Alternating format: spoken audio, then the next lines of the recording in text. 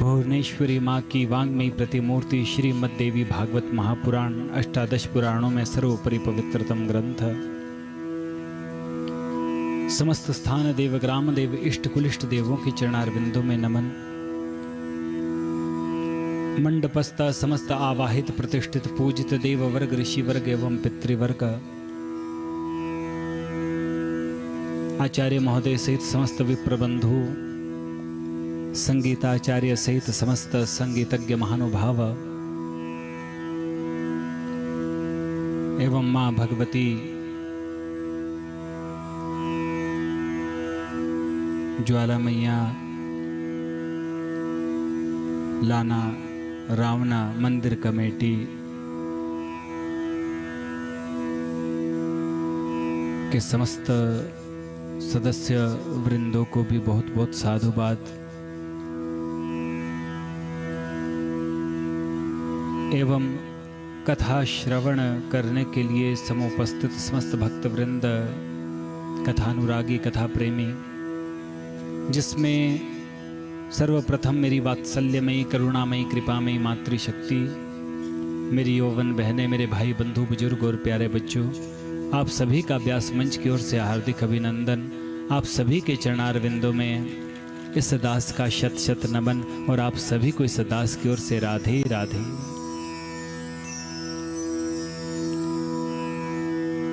भाग्योदयेन बहुजन्म समर्जितेन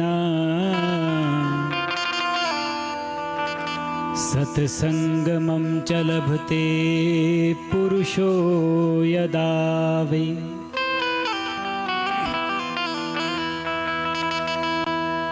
श्रीपद महापुराण का ये वचन,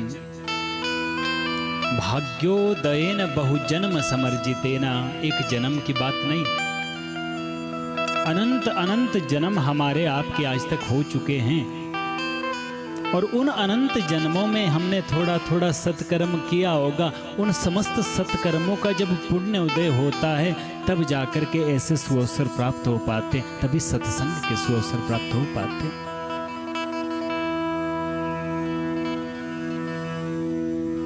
माँ जगत जननी जगदम्बा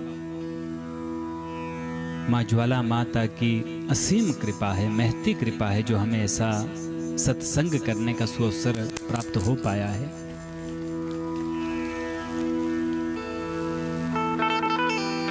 और कितनी बड़ी कृपा की है, ये जगत जननी है,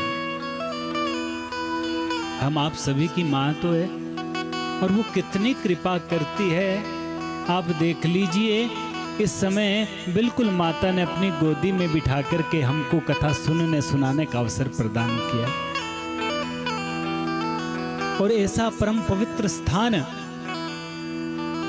जहां पर कथा सुनने वाले तो धन्य हो ही जाते हैं, जिस किसी को कथा कहने का अवसर मिले उसकी कथा उसकी वाणी दोनों ही पवित्र हो जाया करते हैं। ऐसी परम पवित्र ये भूमि। आज तो कथा का प्रथम दिवस है ना, और जो कथा का प्रथम दिवस होता है उस दिन तो थोड़ा जान पहचान का दिन होता है। प्यार से बोलिएगा जय माता दी। पहला दिन जान पहचान का होता है। श्रोता वक्ता को जान ले, वक्ता श्रोता को जान ले। श्रोताओं का कैसा भाव है वक्ता पता कर लेगा पहले दिन की कथा में, और वक्ता का कैसा भाव है। तो ये जान पहचान की भी पहला दिवस होता है। आज तो जान पहचान का दिन है, लेकिन हमको ज्यादा जान पहचान करने की वैसे आवश्यकता नहीं है, क्योंकि सब घर के ही तो है, सभी भगवती के बच्चे। ऐसा तो है नहीं बड़ी दूर से हम लोग आए हैं, बस यहीं से पास से हम भी पहुंचे हैं आपके पास, तो ज्यादा जान पहचान की जरूरत नहीं। यहाँ तो कथा होनी चाहिए माता भगवती के चरणारविंदों में, लेकिन कथा हो इससे पहले कुछ एक बातें हमको जाननी चाहिए। पहले तो जान पहचान का दिन होता है, तो जान पहचान तो हमारी हो गई। जो वृद्ध है वो हमारी माताएं हैं, वो हमारे पिता है, जो नौजवान है वो हमारे भाई है, हमारी बहन है। अब इससे ज्यादा और क्या जान पहचान है, एक परिवार है माँ भगवती का। लेकिन अब एक और महत्वपूर्ण बात होती है, पहले दिन की कथा में कुछ लोग क्या करते ना, 1-2 दिन कथा में आते नहीं। भाई अभी तो शुरू हुई है, 4-5 दिन के बाद जाना शुरू कर देंगे, अभी पहले दिन जाकर के क्या। और मुझे लगता है सबसे महत्वपूर्ण दिवस यदि होता है ना तो वो पहला होता है। इसमें आधार आज रखा जाता है।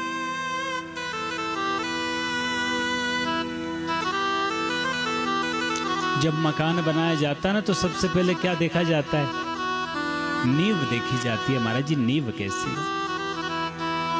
और जो बुद्धिमान व्यक्ति होता है ना वो नींव पर ज्यादा खर्चा करता है। भाई नींव पक्की होनी चाहिए। क्यों? यदि नींव पक्की है तो ऊपर बनने वाली जो बिल्डिंगें होगी वो भी पक्की रहेगी। फिर चाहे वो 5 मंजिला इमारत क्यों ना हो, 7 मंजिला इमारत क्यों ना हो, 9 मंजिला इमारत क्यों ना हो, नींव पक्की तो मकान पक्का। लेकिन यदि नींव में कुछ गड़बड़ी रह गई ना तो बड़ी बड़ी मंजिलें तो छोड़ो, 1 मंजिला इमारत भी ठीक से रह नहीं पाती महाराज जी, वो भी सुरक्षित नहीं यदि नींव पक्की नहीं है। तो आज यहां भी एक बिल्डिंग बनने जा रही है, और कितनी मंजिलों वाली बिल्डिंग? 9 मंजिलों वाली बिल्डिंग। और आज जो पहला दिन होता है, आज नींव का दिन है, यदि आज थोड़ी गड़बड़ी हो गई ना तो ये बिल्डिंग सुरक्षित नहीं रह पाएगी।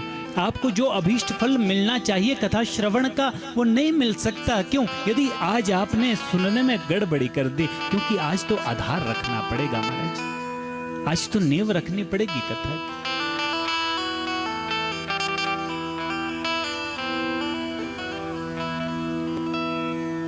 प्रेम से बोलिएगा जय माता दी। माताएं तो आज बहुत है पर थक चुकी होगी ना, बड़ा दूर जाना होता है। नहीं थकी? अच्छा, तो फिर आवाज तो निकल नहीं रही। प्रेम से बोलिएगा जय माता दी। माता के पास बैठे ना बार बार माता को याद करते रहेंगे, और मुखार विंद से जब माता का एक बार भी नाम निकलेगा ना जय माता दी, तो समझ लेना जन्म जन्मांतरों के आपके कुकृत्य धीरे धीरे विनष्ट होते जा रहे। इसलिए जय माता दी याद रखना 9 दिन पूरा। तो मैं निवेदन आपसे कर रहा था, आज का दिवस है नींव का दिवस। आजकल तो कथाएं भी बहुत, पहले तो सत्यनारायण भगवान की कथा भी बड़ी मुश्किल से होती थी, भागवत की तो बात ही दूर। और जहां पर कथा होती थी वहां पर लोग बड़े दूर दूर से आते थे कथा का श्रवण करने के लिए। और जिस स्थान पर कथा हो गई सज्जनों, वहां की तो महिमा ही क्या है। मां भगवती कहती है जहां पर मेरी, वहां पर मैं वास करती।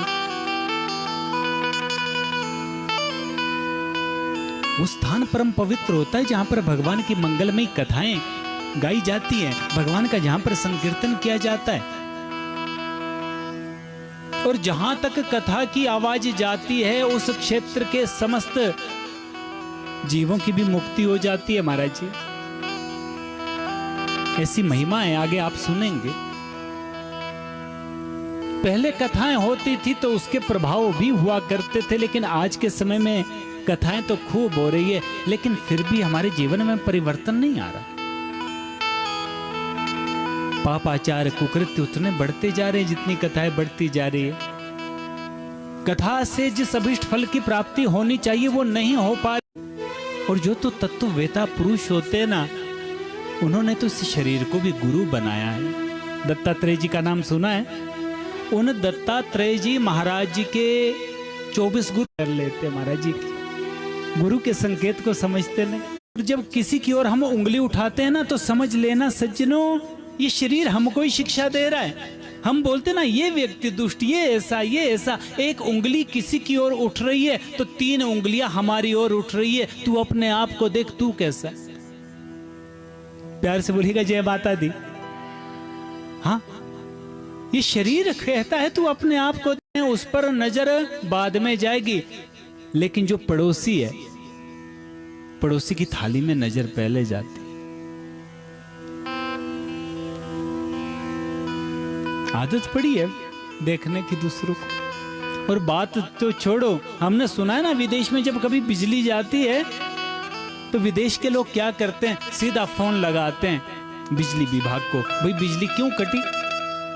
और हमारे भारत में क्या होता है, जब बिजली जाती है तो सबसे पहला काम क्या, सबसे पहले पड़ोसी के घर में देखते हैं इसके भी गई है कि नहीं, करते कि नहीं। अगर तो उसके भी गई है तो कोई बात नहीं, लेकिन यदि गलती से हमारी गई है और पड़ोसी के घर में, देखो अपने आप को देखो आप कैसे हैं। और यदि ये देखना हमने सीख लिया सज्जनों, तो यही कथा का परिपक्व फल है हमारे जीवन में। तो आज पहला नियम तो ये है, कम से कम 9 दिनों तक तो ये नियम बना लो, 9 दिनों तक तो किसी की स्तुति निंदा हमको करनी नहीं है।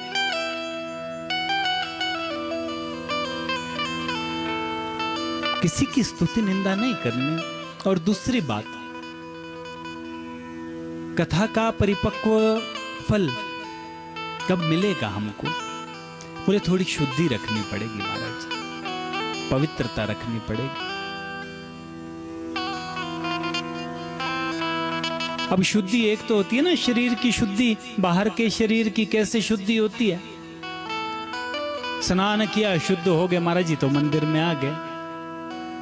लेकिन यहां पर बाहर की अपेक्षा भीतर की शुद्धि ज्यादा महत्वपूर्ण है, मन की शुद्धि, चरित्र की शुद्धि। बहुत समझने की बातें, आज ये प्रथम दिवस है ना, तो समझने की बातें, आज हमने इन सूत्रों को पकड़ लिया तो समझ लेना महाराज जी, 9 दिनों में जो अब कथाएं आएगी ना वो बिल्कुल पात्र में जाएगी, उसका प्रभाव हमारे जीवन में पड़ेगा। क्यों? क्योंकि आज हम आधार ठीक रख रहे हैं। और आज की कथा में ही आप डगमगा गए तो बात बनने वाली नहीं है। फिर 9 दिनों तक की जो कथाएं होगी आगे, उन रहस्यों को, उन सूत्रों को आप प्राप्त नहीं कर पाएंगे। यह भी एक कक्षा है, अध्यात्म की कक्षा। किसी ने पूछा महाराज जी अध्यात्म किसको बोलते हैं? यदि प्रवचन करने लग जाए तो अध्यात्म के ऊपर कम से कम 5 दिन का तो प्रवचन हो सकता है अध्यात्म शब्द पर, लेकिन हमारे पास इतना समय नहीं है। आप केवल इतना समझ लीजिए, जिस मार्ग पर चल कर के हमें भगवती माँ का साक्षात्कार हो सकता है ना, उस मार्ग का नाम ही अध्यात्म है। और जब तक चरित्र शुद्धि नहीं होगी तब तक हमारे जीवन में अध्यात्म का अभ्युदय नहीं हो सकता। मैं तो हमेशा सबसे कहता हूं, सबको अध्यात्म का रियाज करना चाहिए, अभ्यास करना चाहिए। लेकिन अध्यात्म का रियाज होता कब है? बोले एकांत में। अध्यात्म का रियाज होता है एकांत में। आप यहां पर बैठे हो ना, भीड़ में बैठ करके भी आपको अपने आप को एकांत रखना पड़ेगा यदि कुछ प्राप्त करना चाहते हो, यदि कथा का पूर्ण फल प्राप्त करना चाहते हो। इस समय आप किसी के पिता नहीं हो, किसी के भाई नहीं हो, किसी की माता नहीं हो, किसी की बहन नहीं हो, किसी की पत्नी नहीं हो, किसी के पति नहीं हो। इस समय आप श्रोता हो, इस भाव से आप कथा में बैठेंगे तो कुछ प्राप्त कर पाएंगे। यदि कुछ और बनने का प्रयास करेंगे तो बात बिगड़ जाएगी, बात बनने वाली नहीं। भीड़ में बैठ करके भी अपने आप को एकांत रखना पड़ेगा महाराज, यदि कुछ प्राप्त करना चाहते हो। और ये नियम आपके ही लिए नहीं, हमारे लिए भी नियम है, वक्ता के लिए भी नियम है।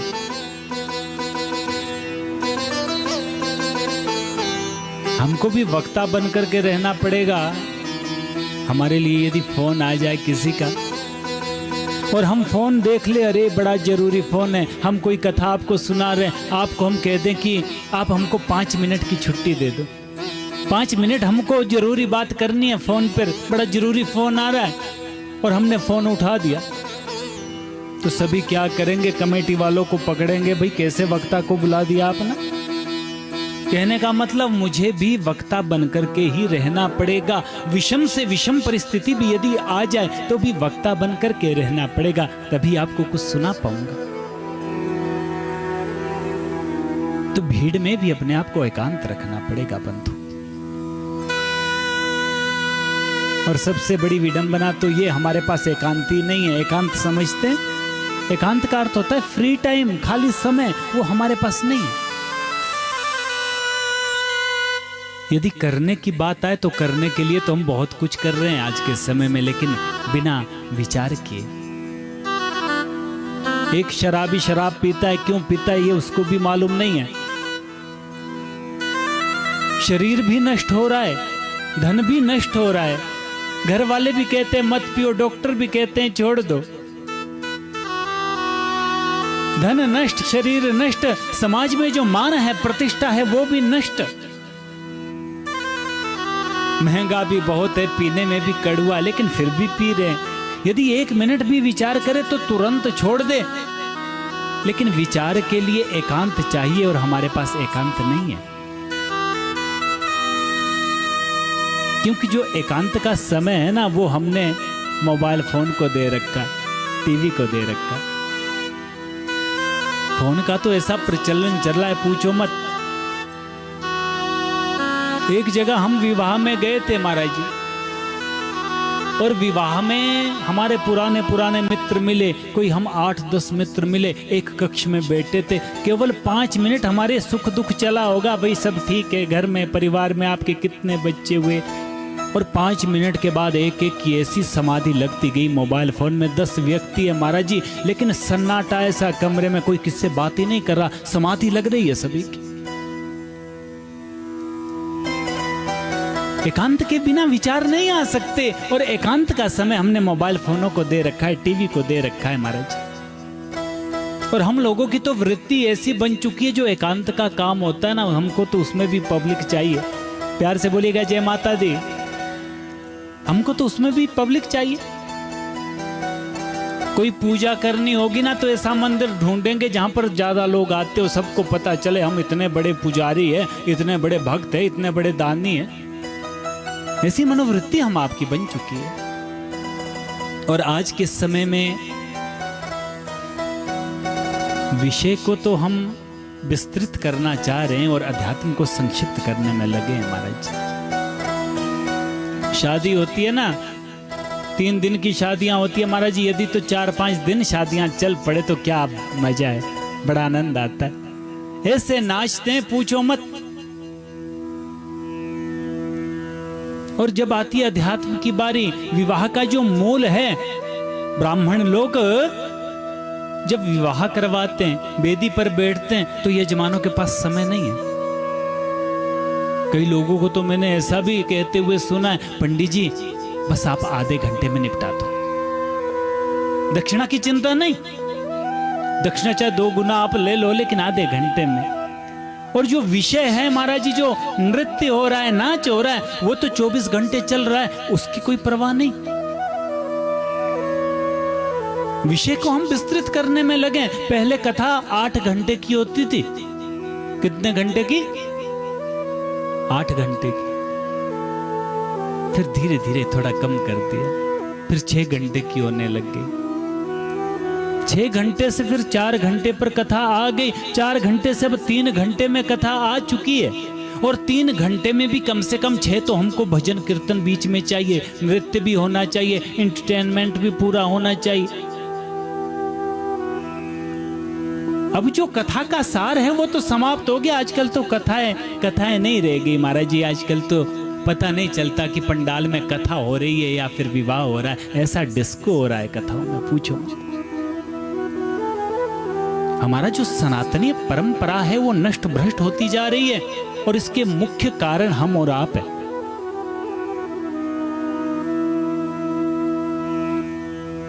कथाओं में तो कथा होनी चाहिए महाराज जी। थोड़ा नाम संकीर्तन हो, भाई किसी को सुस्ती ना आ जाए, इसलिए नाम संकीर्तन किया जाता है। इसलिए भक्ति में पहली भक्ति है श्रवण भक्ति। आगे आप सुनेंगे। आप भगवती को प्राप्त करना चाहते हो ना, तो सबसे पहले भगवती को प्राप्त करने की जो सीढ़ी है वो है श्रवण, सुनना। ये जो तो गाना है ना, ये दूसरे नंबर पर आता है महाराज। पहली सीढ़ी पक्की नहीं है तो दूसरी पर प्रवेश नहीं हो सकता। प्यार से बोलिएगा जय माता दी। तो मैं आपसे निवेदन कर रहा था कि यहां पर आप इस भाव से तो मत ही आना कि थोड़ा मनोरंजन हो जाएगा। ये जो मंच है ये मनोरंजन का मंच नहीं है, ये मनोमंथन का मंच है। सच प्यार से बोलिएगा जय माता दी। ये मनोरंजन वाले मंच नहीं है, यहां पर मनोभंजन किया जाता है। यहां तो मन को तोड़ा जाता है, यहां पे मन का रंजन नहीं है। जो शास्त्रीय परंपरा है उसके अनुसार हमें जीवन को जीना है। कैसे जीना है वो हमको ये कथा सुनाती है, कथा सिखाती है जीवन कैसा होना चाहिए। ये मनोरंजन वाला मंच नहीं है।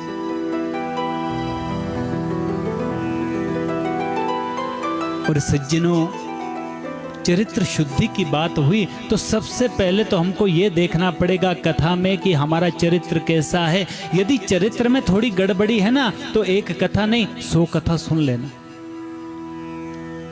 माता को हजारों टन पुष्प चढ़ा देना, माता को हजारों लीटर दूध भी चढ़ा देना, लाखों टन घी।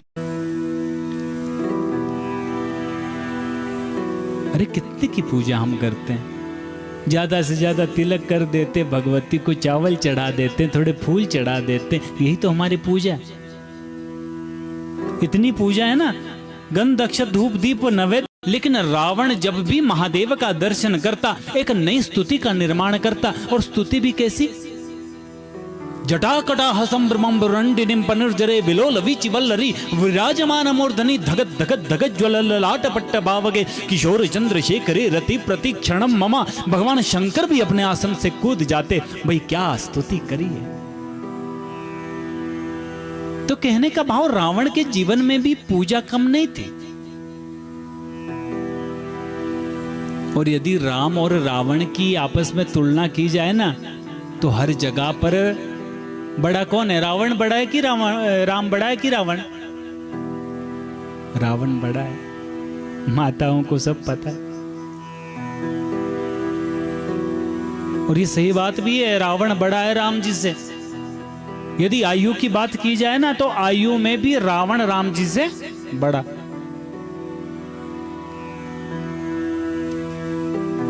यदि राज्य की बात की जाए तो राज्य भी रावण के पास राम जी से बड़ा। अयोध्या नगरी के राजा राम और सोने की लंका का राजा रावण। और इनकी जो प्रजा है ना, प्रजा भी इनसे बड़ी है। और प्रजा कैसी है रावण की? बोले रावण के एक निर्णय का इंतजार करती है, एक निर्णय की प्रतीक्षा करती है पूरी प्रजा।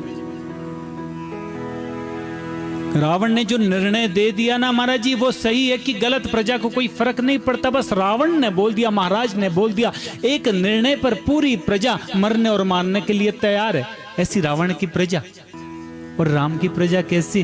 बोले जिन्होंने अपने सम्राट को ही 14 वर्ष के लिए बाहर निकाल दिया। प्यार से बोलिएगा जय माता दी। यदि बल की भी बात की जाए तो बल में भी रावण बड़ा है राम जी से। वाल्मीकि रामायण में वाल्मीकि जी लिखते हैं, बोले रावण जब प्रातःकाल सोकर के उठता है ना और विचार करता है आज मेरे पास खाली समय क्या करूं, क्यों ना आज मैं स्वर्ग में जाकर के स्वर्ग को जीत लूं। रावण ऐसा सोचता है कि स्वर्ग जीत करके आ जाऊं। स्वर्ग में जितने भी देवी देवता है ना स्वर्ग छोड़ करके भाग जाते हैं महाराज जी, केवल रावण के सोचने मात्र से। ऐसा उसका बल है।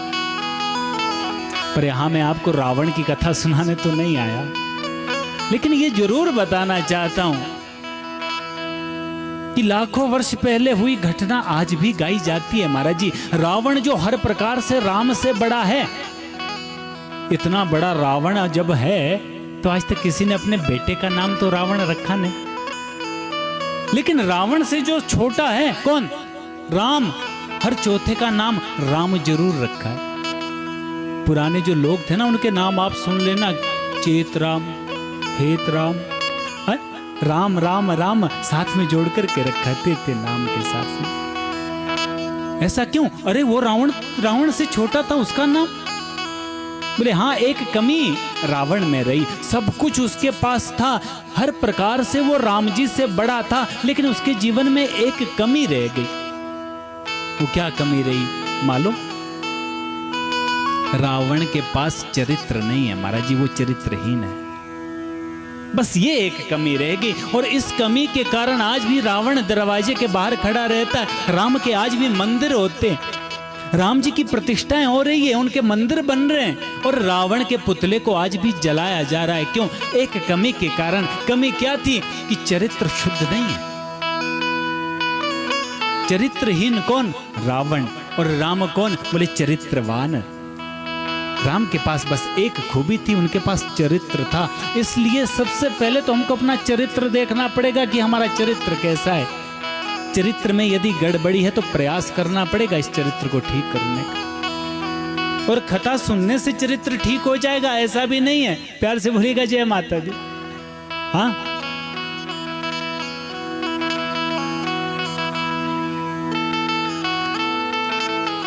हम बोलते ना हम तो बड़ी भक्ति करते हैं, लेकिन सच में यदि देखा जाए तो हमको भक्ति का मतलब भी पता नहीं है। किसको बोलते भक्ति? धूप जलाने का नाम भक्ति नहीं है, समझ लेना। देवी मां की परिक्रमा लगाने का नाम भक्ति नहीं है। वहां पर ज्योत जलाने का नाम भक्ति नहीं है। दीप धूप जलाने का नाम भक्ति नहीं है। माला जपने का नाम भक्ति नहीं है। ये तो भक्ति के कृत्य है। भक्ति क्या है आगे आप सुनेंगे, लेकिन अभी इतना समझ लीजिए, भक्ति का अर्थ है संबंध। कैसा संबंध? बोले जैसा हमारा हमारे पति के साथ संबंध है, जैसा माँ और बेटे का संबंध होता है, ऐसा ही संबंध जब ठाकुर जी से जुड़ जाए ना, उस संबंध को ही भक्ति कहते हैं। ये धूप जलाना ये तो कृत्य है, फिर भक्ति के आगे। बात समझ में आ रही है कि नहीं आ रही है? संबंध जुड़ना चाहिए महाराज जी। अब आप जरा विचार करके देखिए, आप अपनी माता के बच्चे कब तक है? जब तक माता जीवित है, और आप जब तक जीवित है तब तक आप अपनी माता के पुत्र हैं।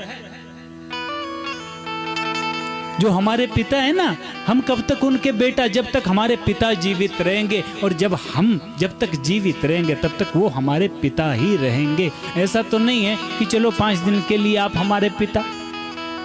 तो भक्ति फिर ऐसे कैसे हो सकती है कि एक दिन में 24 घंटे में 10-15 मिनट के लिए हम भक्त बन जाते, उसके बाद फिर संसार के बन जाते। भगवान कहते हैं ये भक्ति नहीं है। भक्ति कैसी है? बोले जैसा संबंध अपने माता पिता से हमारा जुड़ा है, वैसा संबंध ठाकुर जी से भी जुड़े, उस संबंध का नाम भक्ति है।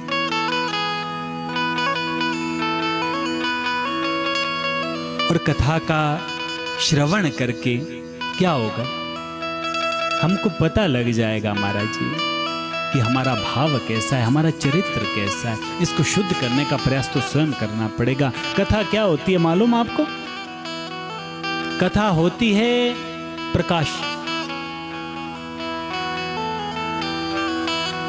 कथा एक जैसे घर में ट्यूब लगी होती है ना, ट्यूब जलती कब है? स्विच दबाना पड़ता है। वैसे ही एक अंधेरा कमरा है जिस कमरे में हम आप सब रहते हैं। बहुत समझने की बात। अंधेरा कमरा, उसमें हम आप सब रह रहे हैं। और है कैसा कमरा? बोले बिल्कुल अंधेरा, दिखता कुछ भी नहीं उसमें हमको। उस अंधेरे कमरे में रहते रहते बहुत समय हो गया, लेकिन एक दिन कोई बिजली वाला आ गया। बिजली का कनेक्शन उसने हमारे कमरे में दे दिया। ट्यूब हमारे कमरे में लग गई, स्विच हमारे कमरे में लग गया। और जैसे ही हमने स्विच को दबाया, वैसे ही ट्यूब जगमगा उठी, और उस ट्यूब से हमारा अंधेरा कमरा भी जगमगा उठा। और हमने देखा, हे भगवान, इस कमरे में हम रहते थे, इसमें तो जगह जगह पर मकड़ियों के जाले पड़े, जगह जगह पर धूल है, जगह जगह पर करकट। तो बिजली जलाने से कूड़ा साफ हो जाएगा क्या?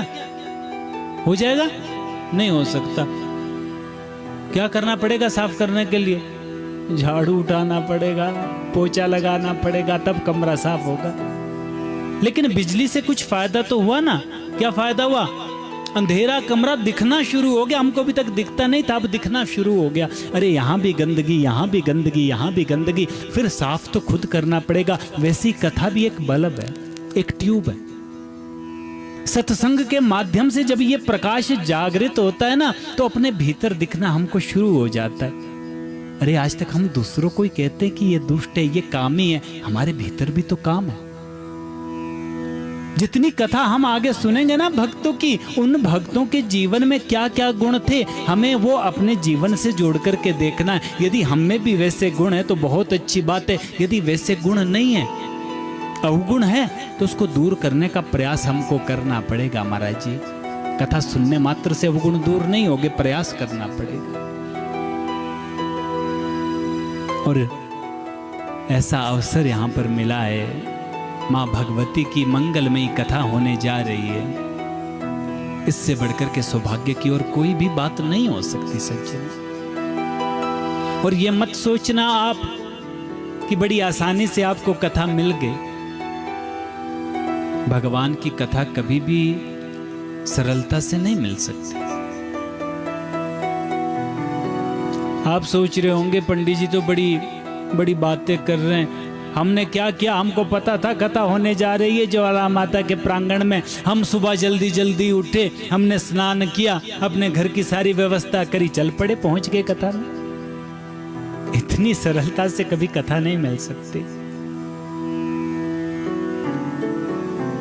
देखिए, कोई भी काम करना होता है ना संसार में, तो उसके लिए कुछ शक्ति चाहिए, कुछ बल चाहिए।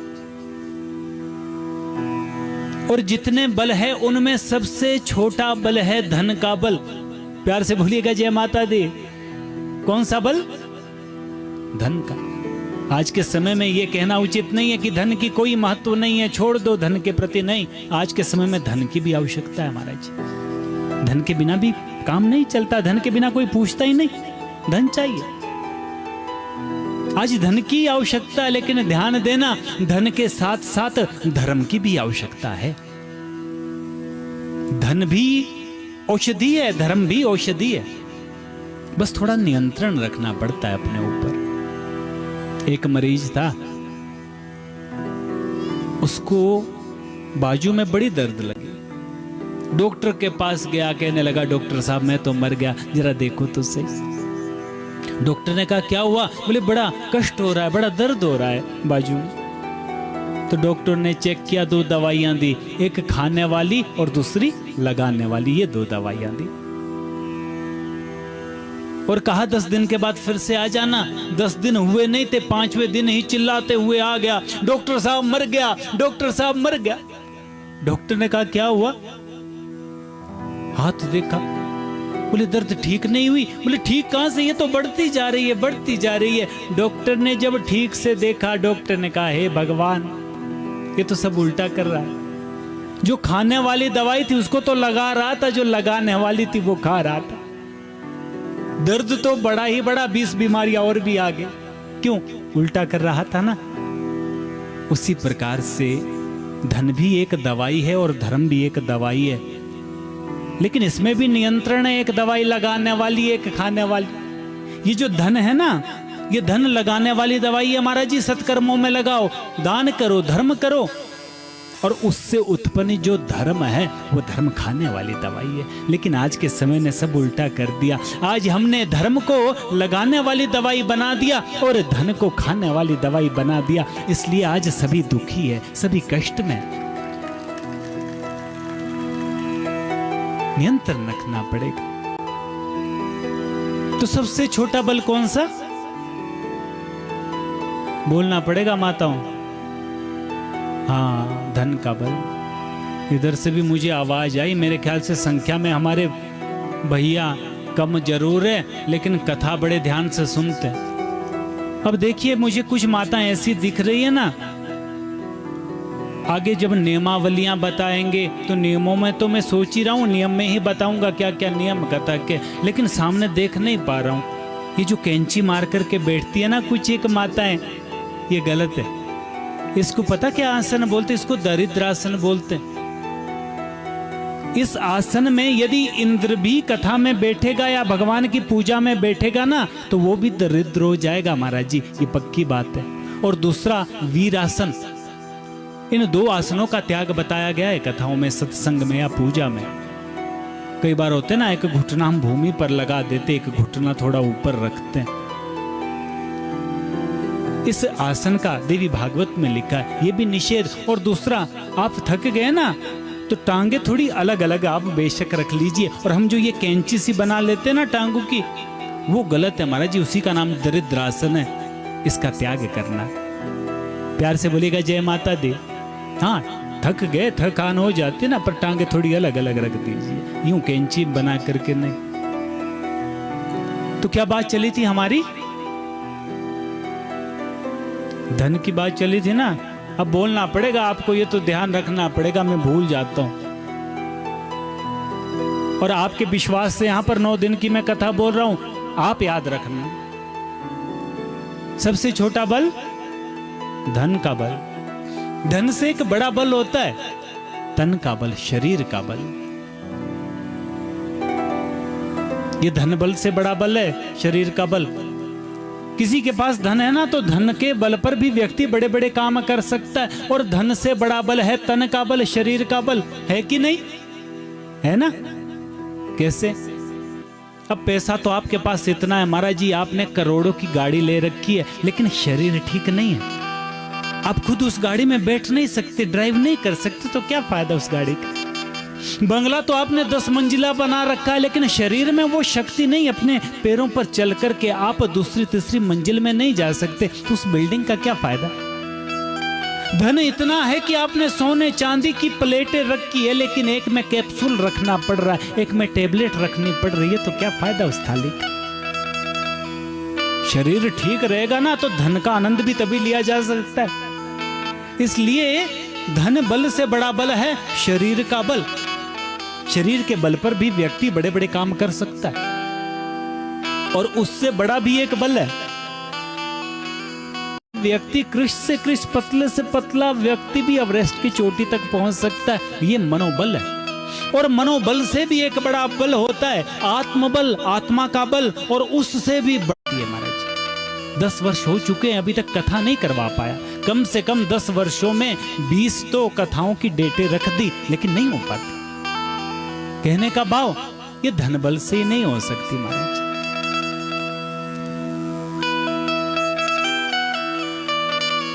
ये कथाएं धन बल से नहीं हो सकती, ना तन बल से हो सकती है, ना मनोबल से हो सकती है, ना आत्मबल से हो सकती है। ऐसे ऐसे जो आयोजन हो, वो केवल और केवल जगत जननी जगदम्बा के ही बल से हो सकते। जब तक उनकी कृपा ना होगी, ऐसे आयोजन ही नहीं हो सकते महाराज जी। उमा महेश्वर भगवान की जब कृपा होगी, तो ऐसे आयोजन हो सकते। और आज उमा महेश्वर भगवान की कृपा हुई है, त्रिपुर सुंदरी की कृपा हुई है, आज ज्वाला जी मैया की कृपा हुई है, जो हमें इस सत्संग का सुअवसर प्राप्त हुआ है। इनकी कृपा के बिना ऐसे आयोजन नहीं हो सकते। और ध्यान देना, इनकी कृपा के बिना जब ये आयोजन नहीं हो सकते ना, तो यहाँ पर आप अपने बल से आए हो ऐसा भी मत सोचना। यहाँ पर जो आने वाले लोग हैं, वो भी वही आ सकते हैं जिस पर महारानी की कृपा हो। जिसे महारानी बुलाना चाहती है, जिसे अपने पास बिठाना चाहती है, वही कथा में आ सकता है, वही कथा में बैठ सकता है। और ध्यान देना, 9 दिनों तक यहाँ पर कथा चलेगी ना, तो आपने देखना दूर दूर से भी लोग कथा सुनने के लिए आएंगे। 100 किलोमीटर दूर से भी व्यक्ति यहाँ पर कथा सुनने आएंगे। और जिनके घर यहाँ से 5, 10, 15 किलोमीटर दूरी पर हो, उनकी इच्छा भी होगी कि हम भी जाए कथा में, लेकिन घर में ऐसे प्रपंच पढ़ते रहेंगे, कथा में नहीं आ पाएंगे। और 100-200 किलोमीटर दूर से व्यक्ति आकर के कथा सुन लेंगे। तो कौन सुन सकता है? जिसे महारानी सुनाना चाहे। और एक दूसरी और बात, कथा में थोड़ा सावधान होकर के भी बैठना है। कई बार क्या होता है ना, कहा अभी हमने श्लोक कहा था शुरू में कि भाग्योदयेन बहुजन्म समर्जितेन सत्संगमं च लभते पुरुषो यदा वै। अनंत जन्मों के पुण्य उदय होते तो सत्संग मिलता है। आपने जो पुण्य किए ना, पुण्य बल से सत्संग मिल जाता है। एक और तो ये बात है, और दूसरी ओर कौन सी बात है, बोले बिना भगवती की कृपा से सत्संग नहीं मिल सकता। अब किसको सही माने, ये हमारे कर्म से सत्संग हमको मिला है या भगवती की कृपा से? दोनों बातें हैं ना। तो कहा कर्मों में भी ऐसा बल हो सकता है, कोई सत्कर्म किया होगा, हम कथा मंडप में आ तो सकते हैं, लेकिन कथा का श्रवण कब कर पाएंगे?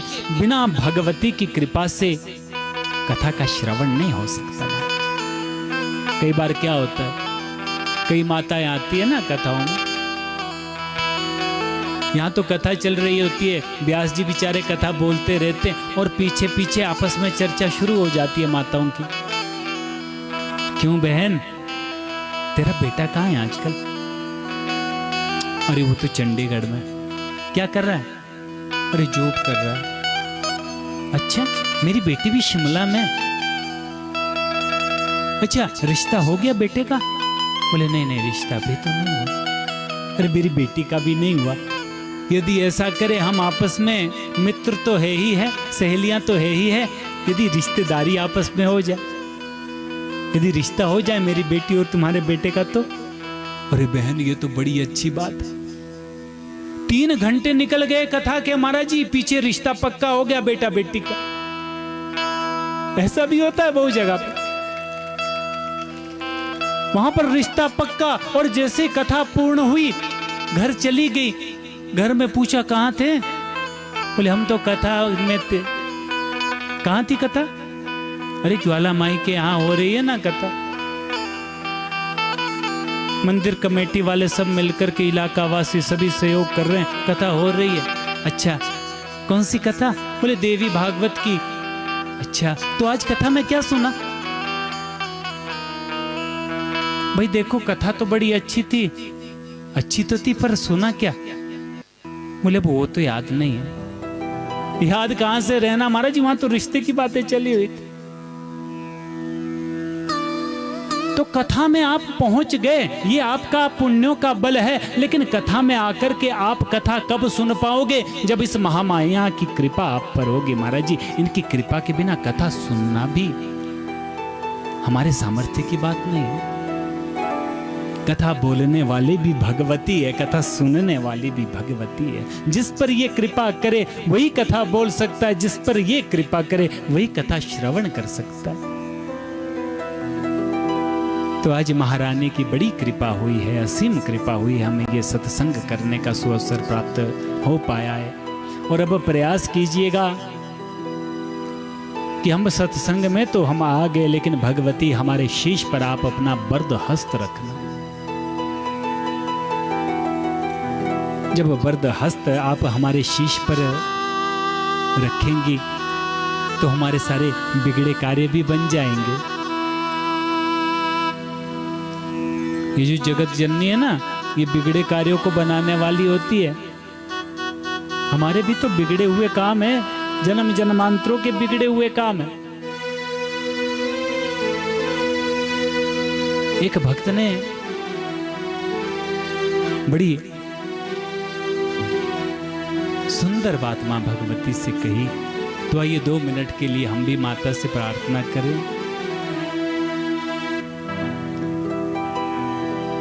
मैं हूँ बालक तेरा, तू है माँ कालिका, हो मेरी बिगड़ी बनाना तेरा काम है।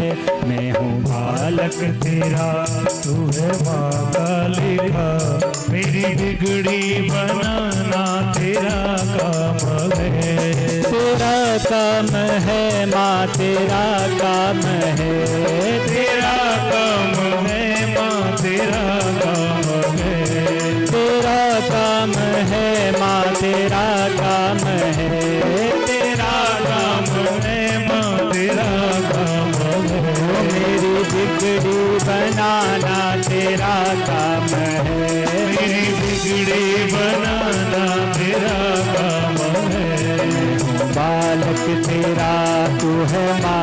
कालिका, मैं हूँ बालक तेरा तू है माँ कालिका।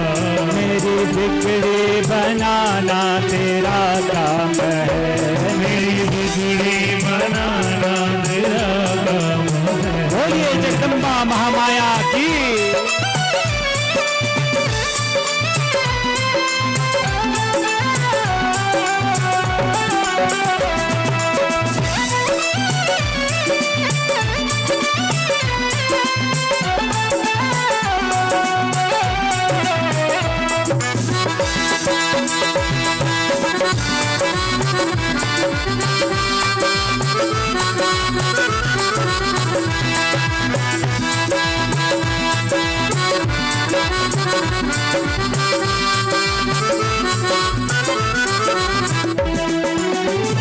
दुख ने संकट ने घेरा है माता मुझे, दुख ने संकट ने घेरा है माता मुझे। हाँ दुख ने संकट ने घेरा है माता मुझे, दुख ने संकट ने घेरा है माता मुझे।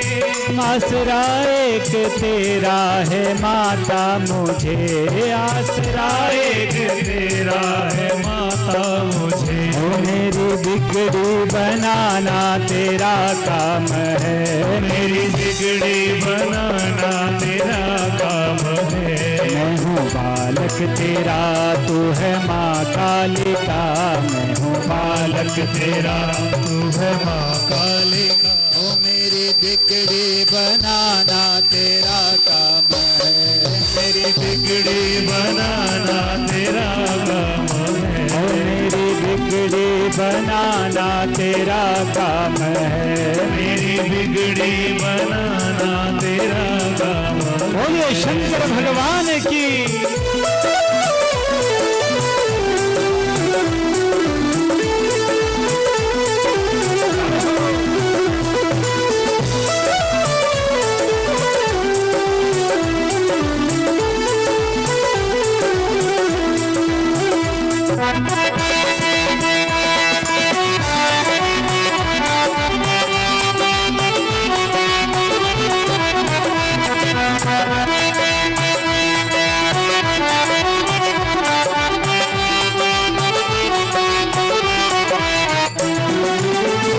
सौंप दी अपनी नैया तेरे हाथ में, सौंप दी अपनी नैया तेरे हाथ में। अब देखिए एक तो तालियों की सेवा होनी चाहिए, और ऐसा होता है ना जो तालियां बजती है, आपको मालूम पद्म महापुराण में लिखा है तालियां जब बजती है ना तो तालियों में कितनी शक्ति है। यदि हमसे किसी जन्म में बड़ी बड़ी पाप हमसे हुए होंगे, ब्रह्म हत्या आदि बड़े बड़े पापों को भी विनष्ट करती है तालियों की सेवा। और यदि तो साथ में मुख से गा लिया तब तो कहना ही क्या। अब आज मैं भजन सुना रहा हूँ, ज्यादा भजन में गाता नहीं क्योंकि मुझको गाना आता ही नहीं है। गाने वाले तो हमारे साथ भैया जी साथ में हैं, लेकिन आज मन कर रहा है क्योंकि आज आप भी साथ में गाओगे ना तो आनंद आएगा। तो तालियों के साथ साथ आप भी सभी बोलो।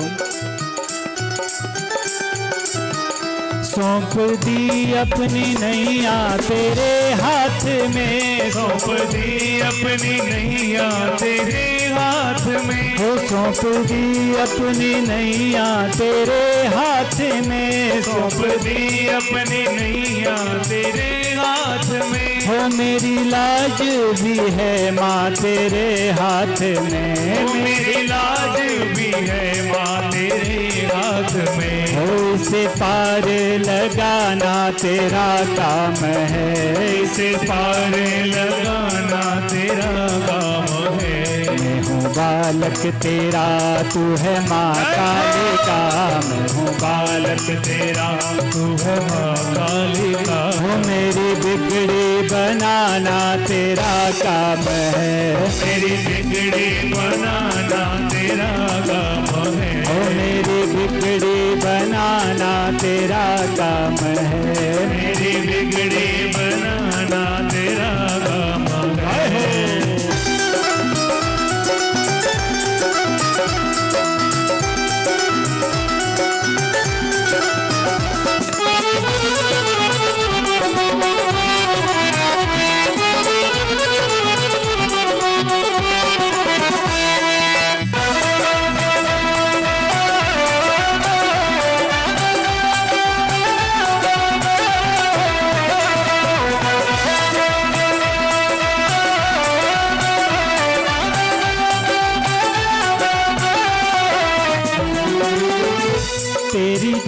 चौखट पे आना मेरा काम है, तेरी चौखट पे आना मेरा काम है, हो तेरी चौखट पे आना मेरा काम है, तेरी चौखट पे आना मेरा काम है, हो मेरी बिगड़ी बनाना तेरा काम है, मेरी बिगड़ी बनाना तेरा काम है, हो मैंने सर को तो दर पे झुका ही दिया, मैंने सर को तो दर पे झुका ही लिया, हो मैंने सर को तो दर पे झुका ही दिया, मेरे सर को तो दर पे झुका ही लिया, हो झुके सर को उठाना तेरा काम है, झुके सर को उठाना तेरा काम है, मैं हूँ बालक तेरा तू है माता पिता,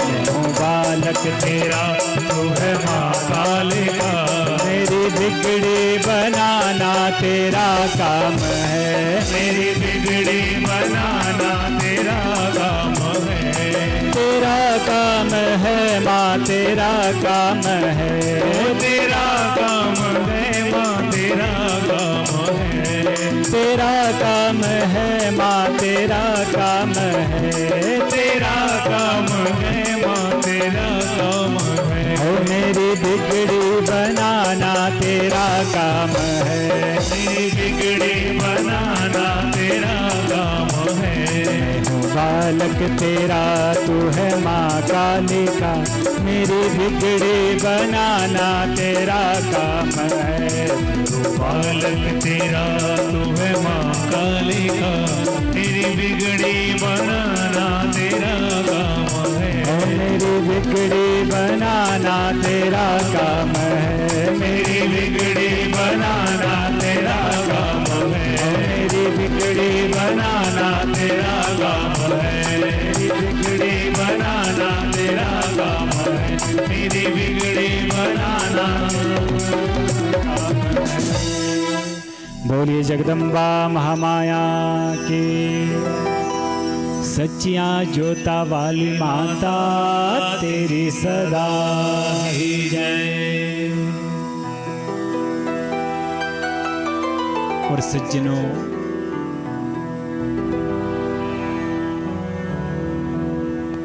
मानव जीवन में अंधकार है, अज्ञान रूपी अंधकार, और सद्गुरु देव का ये कर्तव्य है कि अंधकार से जो प्रकाश की ओर ले जाए वही सद्गुरु है, वही सच्चा बंधु, सच्चा हमारा मित्र है जो हमें जगत से जगदीश्वर की ओर ले जाने का प्रयास करे। देवी महात्म्य में बड़ी सुंदर चर्चा है। स्कंद महापुराण में इस देवी भागवत के महात्म्य को कहा गया है। देवी भागवत है क्या? ये कोई प्रवचन है, कोई लेक्चर है, कोई भाषण है? क्या है भागवत?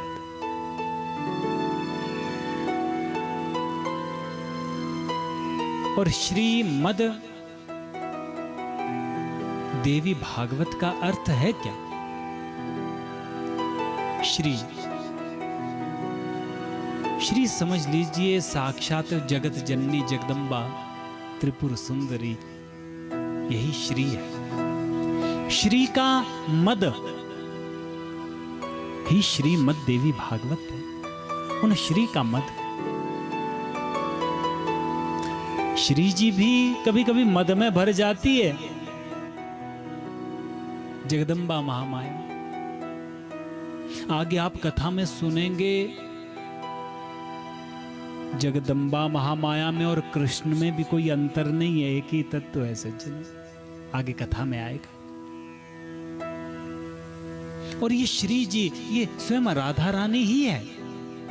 कई रूप है, कभी राधा बन जाती है, कभी महालक्ष्मी महाकाली बन जाती है, मां सरस्वती बन जाती है, कभी त्रिपुर सुंदरी बन जाती है, कभी अन्नपूर्णा बन जाती है, कभी कृष्ण बन जाती है।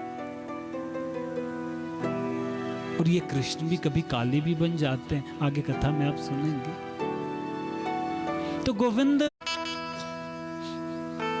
कैसे सौंप देते हैं? बोले जैसे एक सेठ